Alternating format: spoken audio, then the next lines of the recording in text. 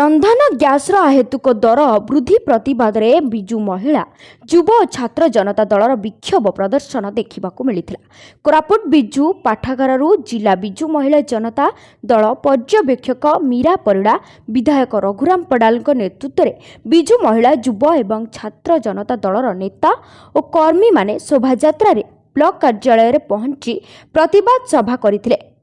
Video Narendra नायक जरिया मान्यवर राष्ट्रपति उद्देश्य दाबी पत्र प्रदान करथिले। सेहीपरि ब्लॉक कार्यालय ठारू शोभायात्रा म्युनिसिपालिटी कार्यालय आसी विक्षोभ प्रदर्शन करने सह कार्यालयर अशोक साहा और सीमांचल पढ़ियारी दाबी पत्र प्रदान करथिले।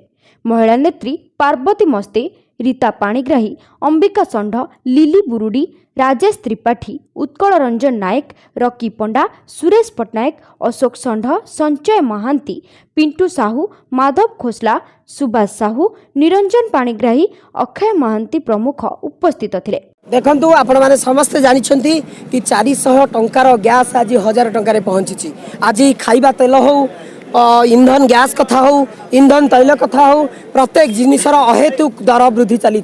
मैं निश्चित रूप से धन्यवाद देवी कि प्रत्येक माँ, प्रत्येक भौनी, प्रत्येक युवक, प्रत्येक छात्र आज निजर हक लड़ई पाई आज रास्ता को बाहरी। समग्र राज्य रे आज बिजु जनता दल तरफ ये जो प्रतिवाद चली राष्ट्रपति आमे माने ए दाबी पत्र रखुचु कि जो स्वप्न देखते जो उज्ज्वला योजना आलोकित कर माँ मान हांडीशाल को कहते दुखर कथा आज हांडीशाल अंधार होती।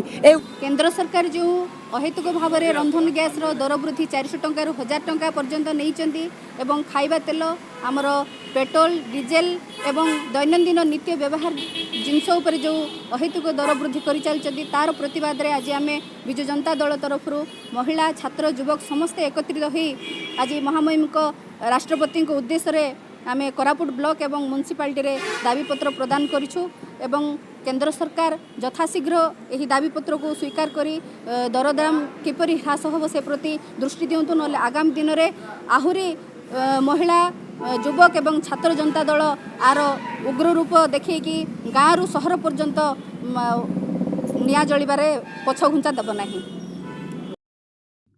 कोरापुट पवित्र मोहन सेठी रिपोर्ट सब वर्ग खबर।